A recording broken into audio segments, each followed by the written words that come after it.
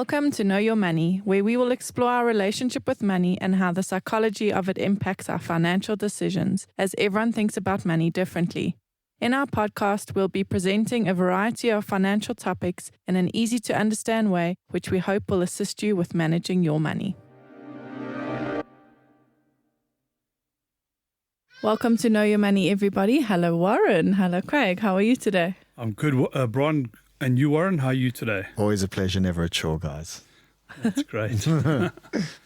Awesome stuff. Okay, so today we wanted to just explain another insurance concept. The reason for this is some people just don't know what it is, and we just want to give you a broad idea of what it is so that you can chat to someone else or chat to your financial advisor about it. So gap cover, do you want to explain or should I? I think gap cover is a policy separate to your medical aid, if I'm right in this one. And if you have an operation and let's say the doctor or the surgeon and the anaesthetist charge a lot more than your medical aid pays out, they will pay out the difference. I think their limits, some of them pay 500% of the cost of the cover. And so that helps you cover the shortfall with an anaesthetist and the surgeon. Yeah. And I think there are other benefits. There's some cancer benefits. Some of them have dental benefits. So I think it depends. So dental's actually quite a tough one, and most of them don't have for what's the word when you're trying to do like cosmetic dentistry things. So there's only not accidental that. Cover. Yes. And basically, how gap cover is explained is often you'll go and then, well, not often. Some people never really experience shortfalls, so they don't think that it's worth it. So now that's based on what medical aid plan you're on. So one that I can explain is Discovery. If you're on an essential plan, you're only covered for 100% in hospital rates. If you're on a classic plan, you're covered for 200% in hospital rates.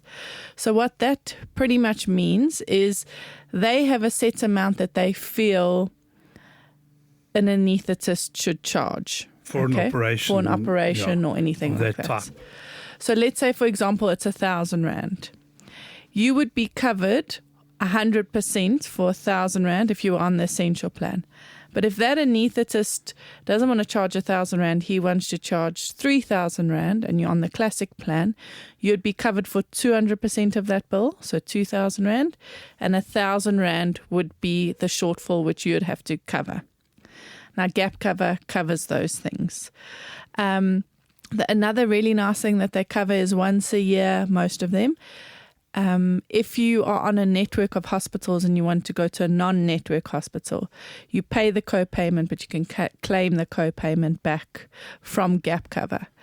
Why that's important or nice is younger people can go on a network hospital list to pay a cheaper premium, and then even if they needed to go to a non-network hospital, they'd have one chance a year to go to that.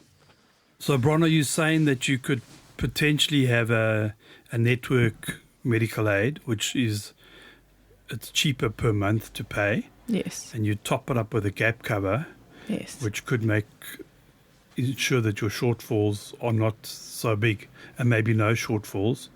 But you probably need to check the network of hospitals, or who is in the network. So your medical aid is important to know what that covers and how that dovetails with your gap cover. Absolutely. Because you can't have gap cover without medical aid. Yes, so you have to have medical aid in order to have gap cover. Like, for example, we are on the Delta plan, which means that we can only go to a certain network of hospitals. But that's also because we're relatively healthy. So it's not like we're going to to hospital, and you still get all of those additional things. So gap cover is just there because I've had experience with clients where they all of a sudden got this massive doctor's bill and they were under the impression that the medical aid covered everything, and then they left to try pay these bills, and we just don't want that for you. So again, this is about holistically looking at everything and making sure that your affordability is right. So to be on the medical aid plan that you want to be on, because that will only be up to 300% hospital rates. Now, doctors can charge 600%, 800%. So sometimes you're better off on a lower medical aid plan and then a high gap cover to pay shortfalls. But there are limits to how much each person can claim from their gap cover in a year. Are gap covers for medical emergencies, or so i.e. you need to go and have an operation, you break your leg, whatever. Is it only medical emergencies they would apply to? So cosmetics, stuff like that? Yes, so gap covers in hospital.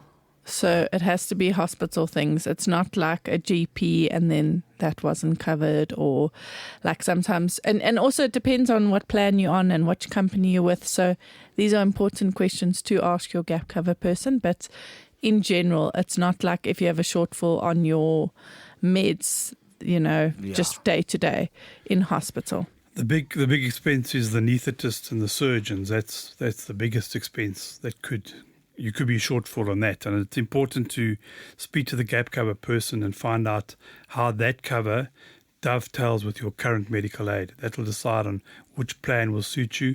Because as Bron said, you don't have an unlimited claim on the gap cover. There's a limit to the claims, and those limits change every year. But as does your medical aid. So just get a bit of an understanding.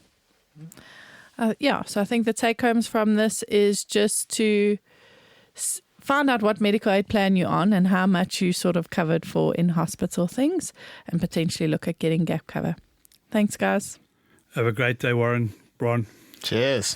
Bye. Thank you for listening.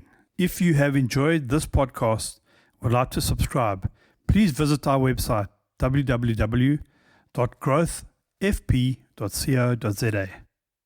The information we have provided in this podcast is our personal opinion. For more detailed information, please discuss your financial situation with a financial planner.